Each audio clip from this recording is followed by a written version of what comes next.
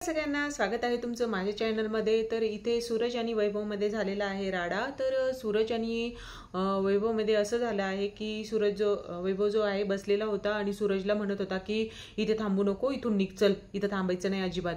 तर इथे सूरज जो आहे तो म्हटला मी तर इथून जाणारच नाही। आणि सूरजला जी इरिना आहे ती बोलत होती शांत हो शांत हो, तू ओरडू नको, बोलू नको। तर इथे इरिना जी आहे ती सूरजची चांगलीच मैत्रीण झालेली आहे आणि दोघे सोबतच जे काही काम आहे म्हणजे जे भाज्या काढणं वगैरे जे असतं ते सर्व ते दोघ जण सोबतच करतात, डान्स पण सोबतच करतात।